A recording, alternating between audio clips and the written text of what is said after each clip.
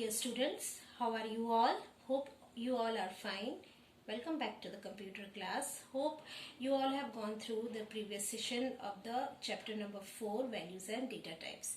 In the last session, I explained the character set of the Java language and the various tokens used in the languages, in the Java language, like keywords, identifiers, literals, etc. We discussed in the last class. In continuation with that, in this session, first I will explain the various data types used in the language, and then we will discuss about two terms, variables and constant. Look at the board, students. The data type. Now, what is data type? The type of the data. In our first class only, we have discussed that our class consists of two things, the data and the methods. Methods are the functions which operate on the data, and every data has got some type, and that is known as data type. For example, here I have written few examples of this thing, data type. I have written 1, 2 are the integer type, 5.0 is a floating type data, anything which is written inside single quotation mark is a character type, anything which is written inside double quotation mark, it is of string type, etc. All these are different types of data. Again, you see the data types are classified into two categories. One is your primitive type and another is non-primitive type. Now, what is primitive? Primitive data type is that data type which is already there in the language. Already there in the language means which is present in the language, which is the part of the Java language only, or we can say that which is built in the language. We are having these four category of primitive data type: integer type, floating point type, character type and Boolean data type. Dear students, all of you must be having your textbook of computers. See, refer page number 60 in your book, 60 and 61. In fact, in these two pages, all the description about this primitive data type is given, like what is the size of each data type and what is the range of values each data type takes while giving the values in the computer, right? So go through it and learn, if possible, learn all the data size and the range of each of the data type. See, the next category of data type is non-primitive data type. This data type is not there, or this is not the part of this thing, Java programming language. This type of data type we create for our sake in the language. There are three types of non-primitive data type, that is classes, arrays and interfaces. Arrays and interfaces we will discuss later on. And the classes, you already know that class is a collection of data and methods, and it is also known as user-defined data type, as we have discussed in chapter number, I think in chapter number 3. In third chapter we have discussed that class is also known as user-defined data type. Now look at the board. Suppose I write like this, int a. It means that a is a variable and it is of integer type. Means a will contain only the integer type variables. So what is the data type of a? The data type of a is integer.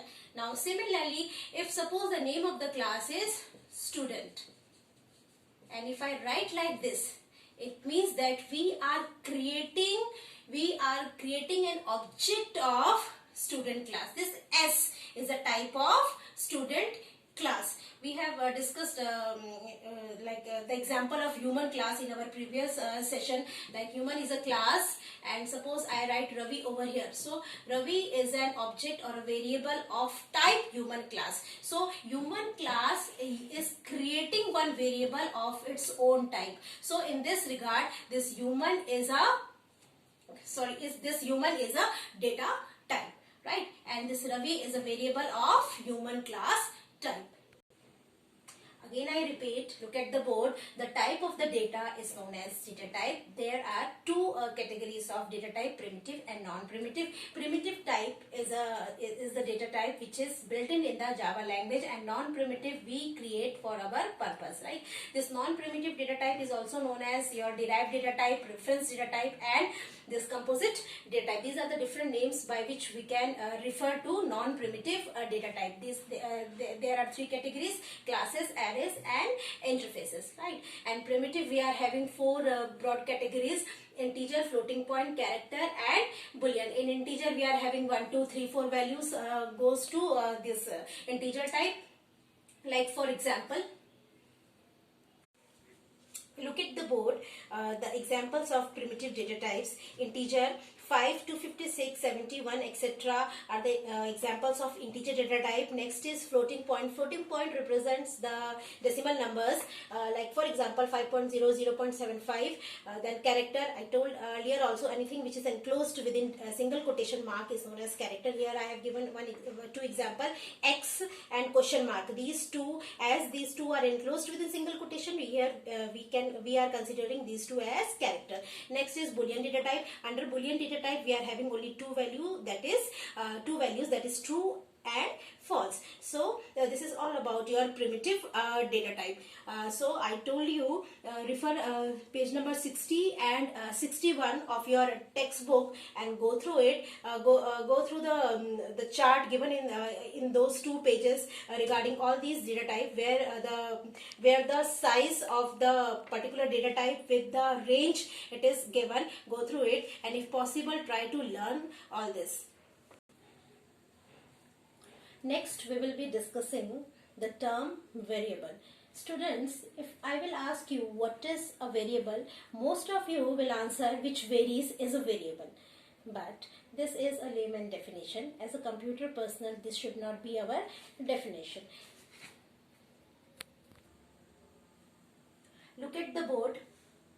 Variable, it refers to the memory location which can contain any value during the course of the program. So what is a variable? Variable refers to the memory location which can contain any value during the course of the program. Look at the board. For example, int a is the name of a variable and int is the data type. Now see, suppose this circle is representing your memory, that is the main memory which is used by the computer for processing. When this statement is executed, what happens when this statement is executed?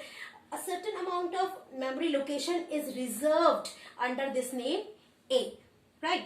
So this is a variable. So how much memory is reserved under the name A?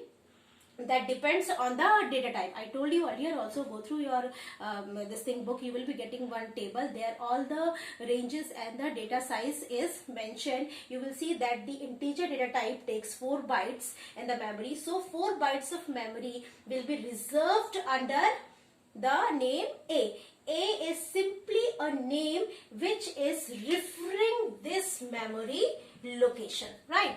And 5 is any value which is stored in this location. Now because this is a variable, so this value 5 can be changed during the course of the program. At any moment of time, the user can change this value. The user can make this value 100.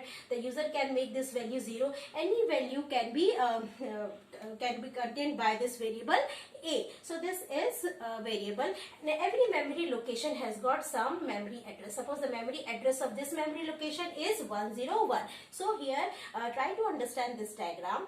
A is a variable which is a name given to this memory location, right? And this memory location is having the address, memory address 101, and how much memory location is occupied? That is 4 bytes. And suppose 0, 5 or 25 is the value which is stored in A.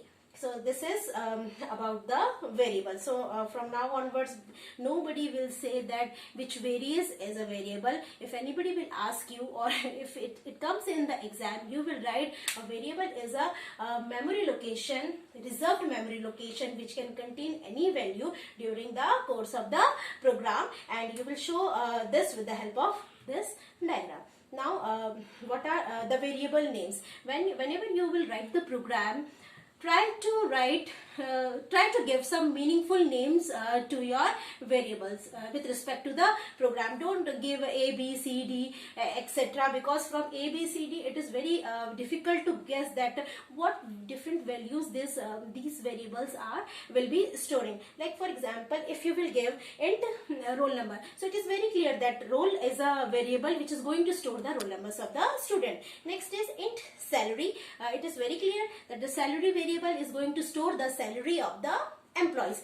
So this way you try to give always meaningful names to your variables.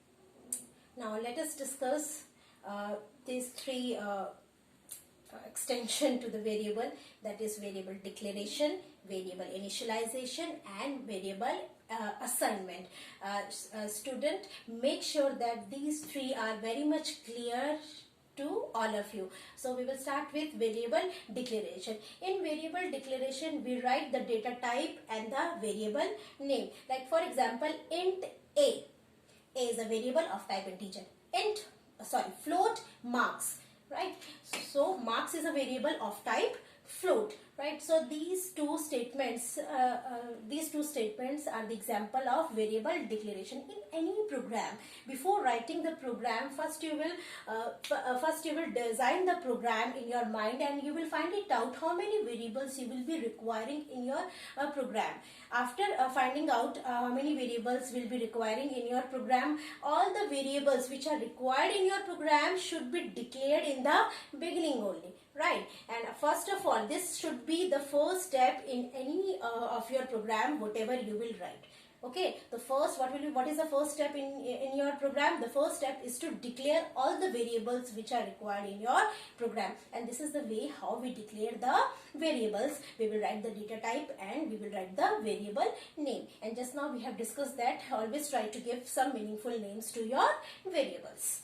Next is variable initialization. Now it is very important. See, variable initialization. Initialization means to give any initial value to the variable, and this is the way how we give the initial value to the variable. Means at the time of declaration only we are giving the value. Means when this statement will get executed, int a is equal to 5. In the memory location, 5 will be assigned under the name a. So this is the initial value of this variable. Rather than to have its default value which is assigned by the system, we should, if it is the requirement of the project, we should always give the initial value to the variable. And this is the way how we can give the initial value to the variable, and this is known as variable initialization. Right. Next is variable assignment. Assignment means that we have declared the variable but we have yet not given the value to the variable. So these are the two steps which comes under assignment. First, this is the declaration part, and after declaration we are giving the value to the variable. Here we have declared int a, means a is a variable of type integer. Next we are assigning the value 25 to a. Now the value of a is 25 over here. So these are the three different things related to the variable, and it should be very clear to all of you. Students, if any doubt, feel free to ask through any medium. That is variable in declaration, where we declare the variable that these are the variables we are having in our program. Variable initialization means to give some initial value, or means to give the first value whenever the variable is created in the memory. And variable assignment, where we assign any value after declaration. So this was all about the variable. Next we will be discussing constant. Students, sometimes it is required in our program that the value of some variables, once it is initialized, it should not be changed further in the program. For that purpose we use the constants. Constants means the value is now fixed, and it will not be changed or modified by the user further in the program. I repeat, the value of the constant is fixed in the program, and it is not modified by the user further in the program. Means the user is not able to modify or update that particular variable which is declared as constant. Now let us try to understand this constant with the help of a simple program. You see, this is the class, public class test. Test is the name of the class, then the main method is there, public static void main. Now see, in this program what we are doing, we are calculating the area of a circle. For area of a circle, one variable is declared pi. Means all these two variables pi and r both are initialized. Means the initial values are given at the time of declaration. Double pi is equal to 3.14, means the value of pi is 3.14 and the radius is 5, and another variable of type double is there, that is area, which will store the value of area after calculating. Right, now see, this is the formula where using this formula we are calculating the area of a circle, pi into r, that is pi r square, and finally we are displaying the value of the area. Right, now you see here in this program or here in this concept in mathematics also, we all know that the value of pi is fixed. It is always 3.14 only. So if we will not declare the variable pi as constant, then someone may change the value of this pi in the program, and we may get a different result, whatever we are expecting from that. Right, so it is better to make the variable pi as constant. How to make the variable pi as constant? Simply what we will do, we will write one keyword, final keyword, in front of this declaration. If we write the final keyword in front of any declaration, it makes that particular variable as constant. Now after executing this statement, final double pi is equal to 3.14, now the value of pi will become constant and it is fixed in the program. Nobody is able to now change or manipulate the value of pi. It will always remain 3.14. So there are so many real life examples where we need constant, and to make the values constant we can use the variable we can use the keyword final. Students, I hope the chapter is clear to all of you. Here I am concluding with this. Our chapter number 4, values and data types, are is over, finished now. Go through the chapter, read the chapter properly, clear all the concepts. These are the basic concepts. So once these concepts are clear, it will be very easy to write programs in the future. So go through each and every topic or the concept given in the chapter. Have a nice day.